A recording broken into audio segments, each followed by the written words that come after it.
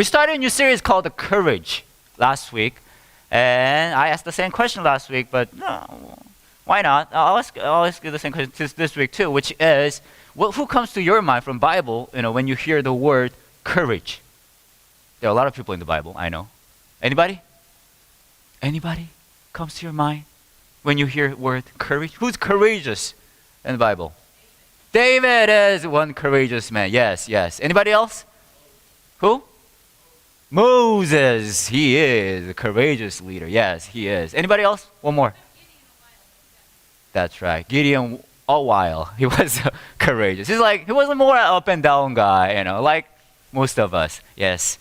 And if I ask you a question, I asked the same question last week too. Do you think I am a courageous person? I heard no. It was quiet yet very loud. It was a loud whisper. No. Yeah, thank you for yes, but unfortunately, since my wife is here, every Sunday probably from now on, I cannot lie. I'm not that courageous person. I do all of those every time I happen to be in a situation, I have to be courageous. I find myself to be just scared and kind of running away and especially to my wife. What should I do? What should I do? That's why I married you. You can help me. In this situation. Yeah, I don't know about you guys. Are you courageous? If you think you're courageous, say courageously you are courageous. Okay, I can see that you are any different than I am. Okay, good. And I picked a person named Joseph from Bible to talk about courage. I don't know. Maybe some of you expected that. Some of you didn't even expect that at all. But I kind of found that he is one of the courageous people we can find in the Bible. And we talked about how he was, courageous enough to trust God in even very important situation in his career. And today we're going to talk about how he was courageous enough to forgive his brothers. So we're going to talk about that right now. So we'll jump into the passage. We're going to go to book of Genesis, which is the first book of the Bible. Chapter 50 is 50, and verse 15 to 21. It's in the Bible. It's on the screen. It's in the bulletin.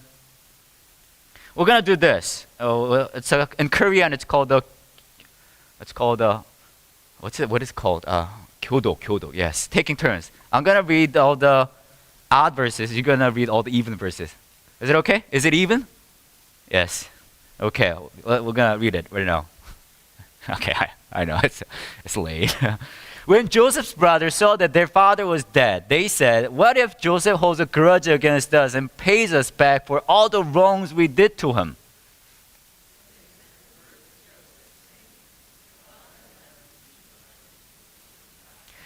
This is what you are to say to Joseph. I ask you to forgive your brothers the sins and the wrongs they committed in treating you so badly. Now please forgive the sins of the servants of the God of your father. When their message came to him, Joseph wept.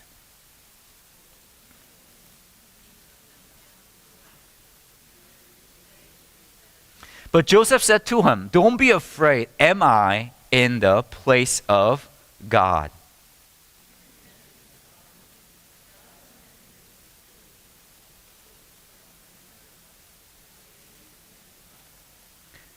We're going to read it all together. So then, don't be afraid. I will provide for you and your children, and reassure them and spoke kindly to them. Let me ask you a simple question. It's very simple and straight, clear. Forgiving somebody, is it easy? It's not, right? It's not easy at all. I mean, I don't know what kind of forgiving life situation you may be in right now, but forgiving somebody is always, even little things, it's always hard to forgive others. Especially I'll give you an example. You may feel forgiving is really hard. Do you have anything that your parents had in your house other than you, which is called sibling or sister? You never understood why your parents kept the thing? Did you have anything like that? Sister, brother, sibling? Raise your hand if you do. Yeah. Yeah, you cannot deny that, Christian. You're sitting right next to the thing, right? No, no, I'm kidding.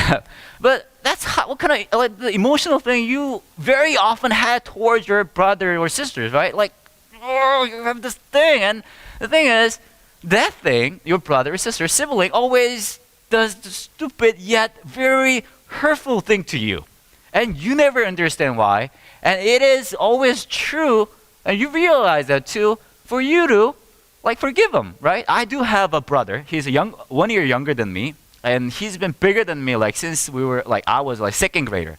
I mean, guess what? I've hated him like so much for all those days. I've always wanted to kill him, but he's still alive. I didn't take that my, passion into the action. So he's still alive. He was he has a son. He has a wife, one wife, and like living happily right now. Because I didn't take my passion into action. But the thing is, I still remember there are a lot of moments I just, made me just like, and I just couldn't forgive him. And there are a lot of things I haven't still forgiven him about.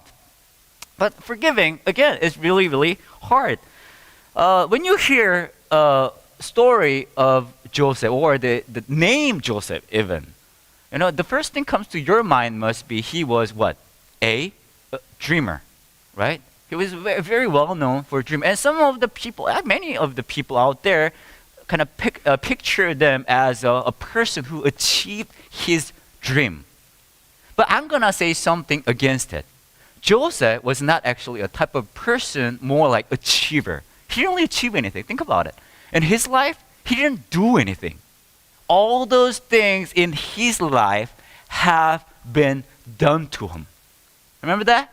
When he was with his family, he was 11th son. He had like 10 older brothers. He had this dream everybody's gonna bow to him, and then he shared that story with his older brothers, and they got really mad. Remember that? And his father kind of favored him over all other his 10 brothers, and he even got this fancy the I don't know, coat or something, and there is even musical made out of it. And it's like, me living with an older brother, and my dad loved me more than my older brother, and he bought me this very nice, what's well-known fashion brand nowadays? I don't know, Ralph Lauren or something. I don't know. That's the furthest I can go. But and other brothers, they got all the like junks, and of course there is favoritism. And these brothers didn't like Joseph like much, so they sold him. Seriously, sold him. I just asked you a question about, is there anything your parents kept, sibling or sister or whatever, you never understood why, But have you ever, I didn't even think about selling my brother. Have you ever thought about that? Selling your brother? Like putting her or him on eBay? Did you ever think about that, still healthy, and fed well, kind of fat, you put out all the profile on eBay. We're like, oh, when is any buyer gonna, appear? But very evil, right? But if you think about it, not just this incident, every event happened in Joseph's life. He didn't achieve anything, but anything in his life was like done to him. But Joseph, so I should say, Joseph was a dreamer, but at the same time, he was not really an achiever. He should be more known as a victim. Don't you think? Yeah, he was a victim all the time. He was a victim of what? His brother's business, selling brother business, right? He was a victim of his master's wife's, I wanted to have this or physical kind of, I cannot really describe it really well because we have some minors here, but, and I wanted to do that with you, but I failed. So I convicted you as all that, So he became a prisoner. He was a victim. He's been like victim all his life, right? But there's one thing he actually did actively or on his own, which is this: forgiving. Forgiving. But not just Joseph's story, don't you sometimes, very often, feel like you are a victim? Don't you feel like that very often?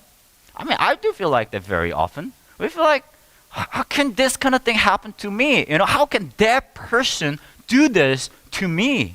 We are victims very often. And whenever we are victims, we are so focused on ourselves. I don't know, but I do remember Bible says I gotta forgive others, like 7 times 70 or something, right? And I always remember I gotta forgive others. I gotta forgive others. But the thing is, I am more type of person who gotta be forgiven rather than forgive others. I'm like make mess everywhere, and like I'm the like professional sorrier. I gotta be sorry all the time. Like, oh, I'm really sorry I did this. I'm really sorry. I'm really sorry. So I'm like, I was like always looking for a chance to forgive others. Because I know that's what Bible says. And one day I was driving, and then I saw the stoplight. I was waiting for that stop red light turning into green. So waiting, and then there was a car in front of me. Obviously, that car was waiting too. So I was waiting, and I saw amazing thing happen. That car in front of me, it started coming backward toward me, like slowly. I was like, what's going on? Am I going? Sometimes there's an illusion like that, right? Am I going forward right now? But that car was slowly moving backward, and then the car hit my car. But at that moment, since the damage wasn't that great, it was like very minor hit. So I was thinking, finally, the moment I've always prayed for has come. I can finally forgive somebody. And at that moment, we were still waiting for the stoplight to turn to green. I was like imagining, how can I forgive this person? We're gonna obviously pull our car aside of the road, and then I'm gonna get out. I'm gonna start with my very nice tone of voice. I'm gonna say like this, "Hey, hi there. Are you doing okay?" I know it was kind of, you never saw this kind of thing coming, right? I'm going to say it like that. I'm going to set the mood like that. I'm going to show that how nice and gentle person, how forgiving full person I am to that, person. I was imagining, how should I like get out of my car, all that.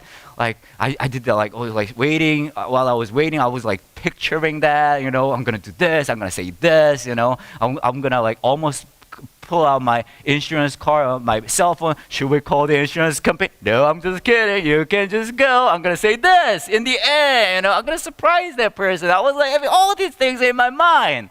And then the stop light turned from red to green. So I was like expecting we're going to pull aside, and my plan will be unfold right now. It will be the real.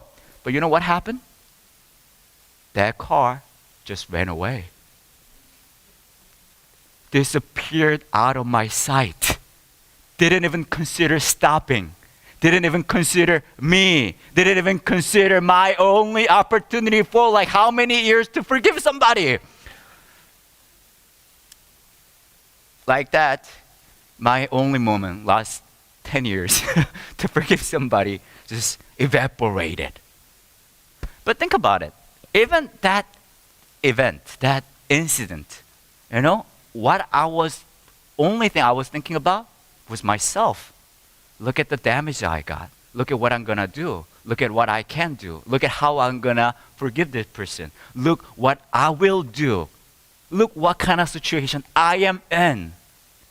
Whenever we are a victim of any kind of situation, it can be emotional situation, it can be financial situation, it can be career situation, we're so focused on ourselves.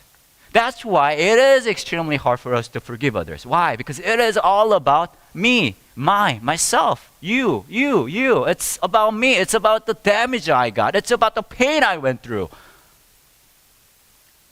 But if you see Joseph's story, it's kind of funny. Why? Now their father passed away. Now they know that something may happen to them. Their father was the only way they can be protected from this grudge. They feel the danger. So they send a message to him. You know what father said? It was actually a lie. And then they came to Joseph saying, "We're your slaves. Please." Now think about it. Isn't this the moment If you're a victim, isn't this the moment for you to take your, again, passion to action?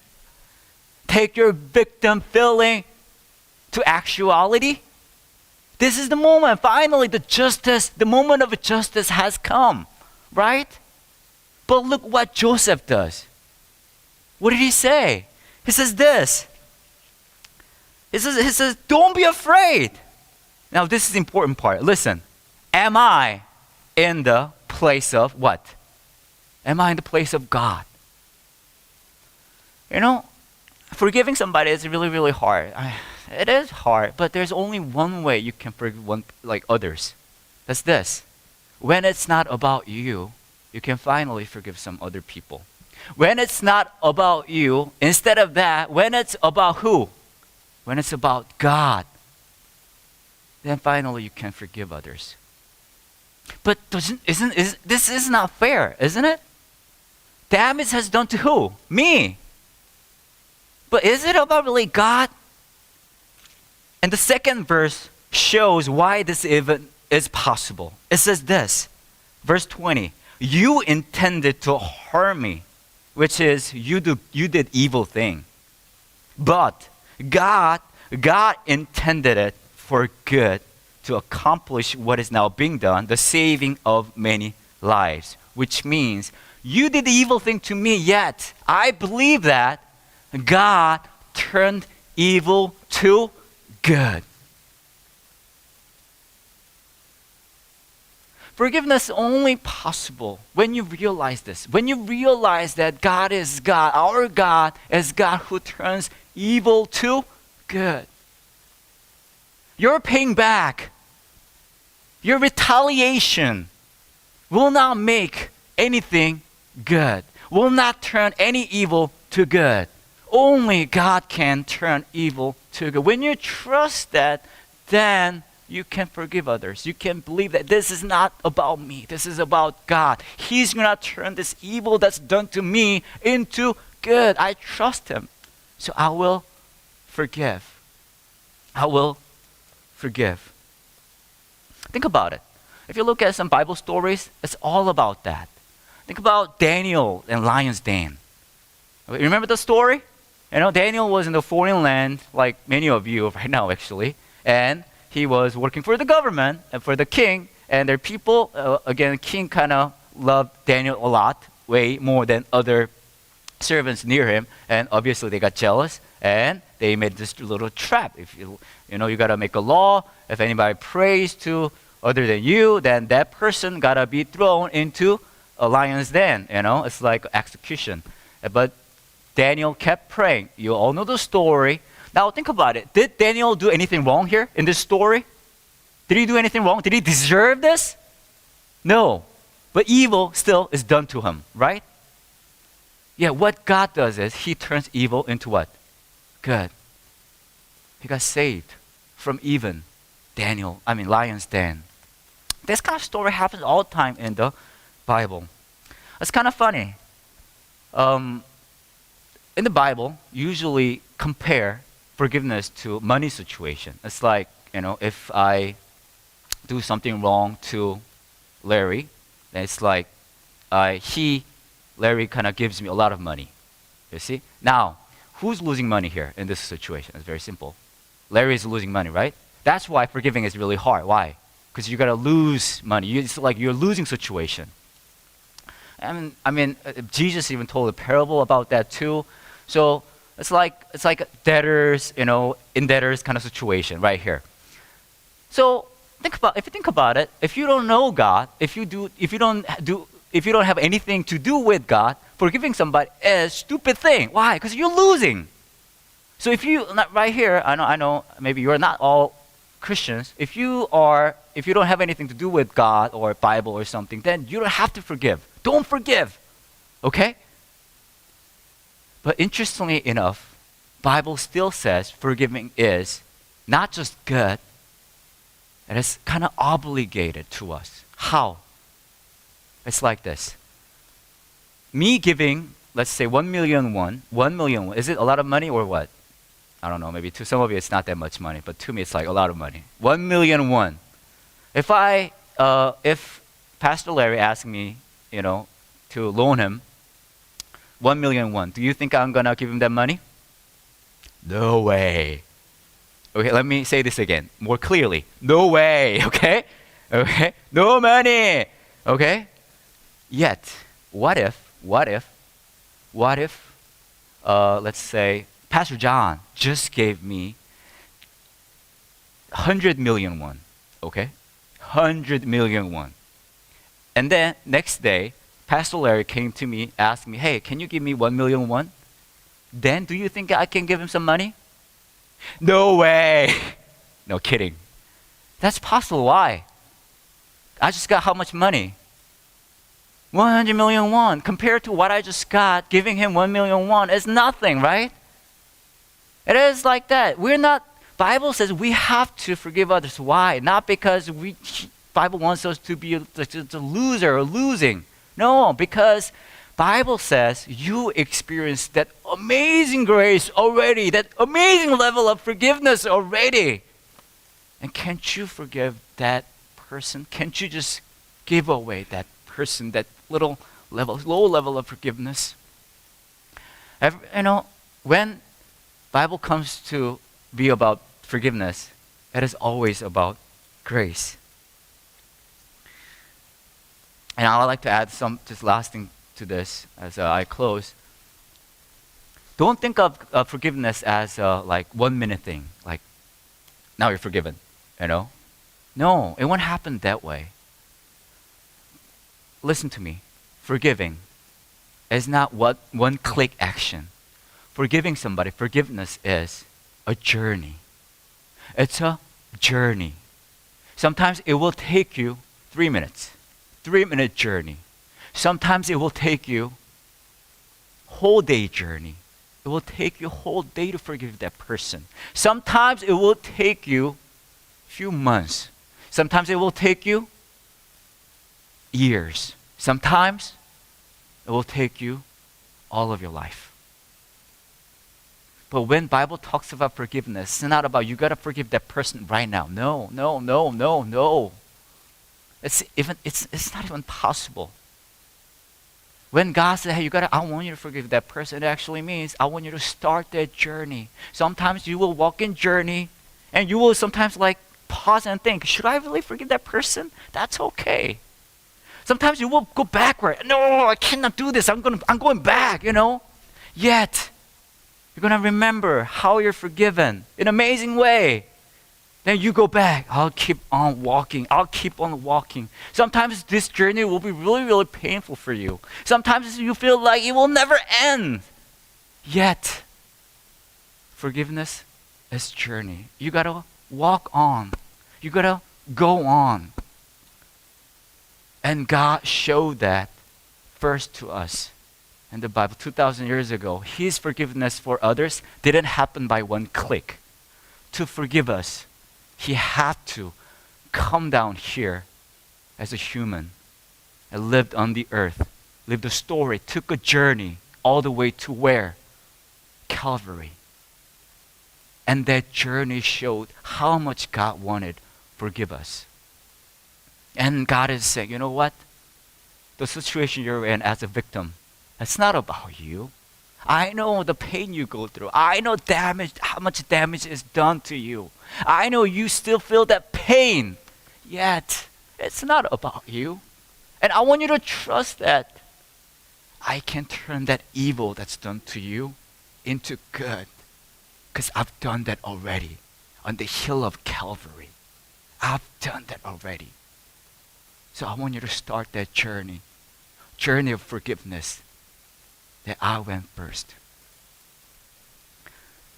I'd like to share the last story. I read this news article. It's about something happened in China. In China, a lot of interesting things actually happen. There was a TV show in China, and it was about they invented a machine.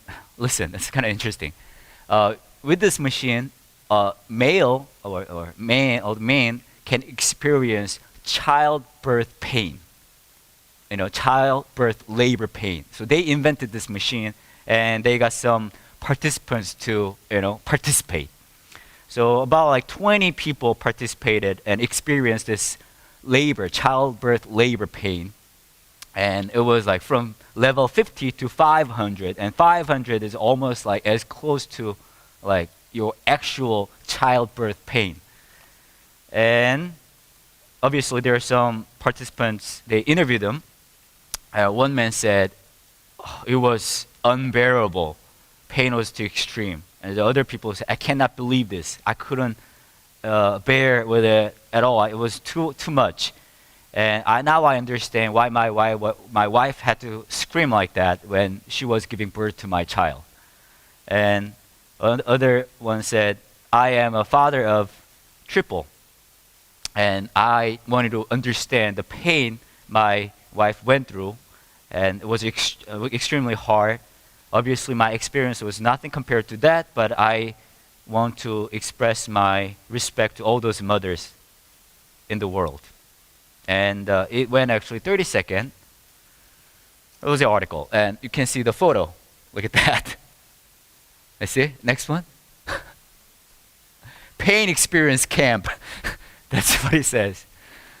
And I shared this with in my other sermons and other churches, and all the women or all the female church members gave me same feedback, which is this: we definitely gotta import that machine into Korea so that they can understand, And I was thinking, just reading that article, I was thinking, did they really have to do this? Did they really have to prove how much they care for their mother to survive in their families? Do I have to even do that once we got the machine here in Korea? And I was like, I better start to be better to my wife. But now think about it. I know that, and you know that. We all know that forgiving somebody is painful. It is painful. Let me say this again. It is painful. Don't you even expect that to be like pain-free. It will be painful. Yet, God wants us to start that journey of forgiveness. Why? Because He doesn't understand our pain? No, He does understand our pain. Because He never went through, the pain that I go through right now. No, He did go through the pain. He went through the pain of cross. He went on that journey. He went through all that to forgive others like that. When we forgive others, this is a little gesture. God, I know your grace, your love, your forgiveness. So I know it's not even possible to compare to that, but I still want to do what I can do in my life as I forgive that person, because I know that grace, that forgiveness. Jesus on the cross. It's not that about God is there and forgive us like by one click. It's about pain. It's about death. It's about hardship. Yet, it is about forgiveness. It is about grace. And He wants us to take the same road, start the same journey. I don't know who you have in your mind when you hear the word forgiveness. Maybe there's somebody you just couldn't let go of. Yet, this time, I want you to think about it. Starting the journey. It may take you a while, yet it will be a great adventure with Him. Let's pray. As we pray this moment, I want you to think of somebody. I don't know, maybe you are living in the world that's so good that you don't really have anybody to forgive. Some of you, I know, just trying to forget. Just bury that somewhere in your mind, in your heart, and you don't want to see that again. But that's not forgiveness. Some of you feel just pain is too much. So you don't even want to bring that up. You don't even want to think about it. I know. Pain is just great. Too much. Yet, I want you to listen to God's whisper to your heart right now at this moment. It is not about you. I know. You're the victim. Yet, it is not about you. He's saying to you, He's saying to your heart, He's going to turn evil into good. And He's done this so many times in your life already. And He's going to do that again in your life.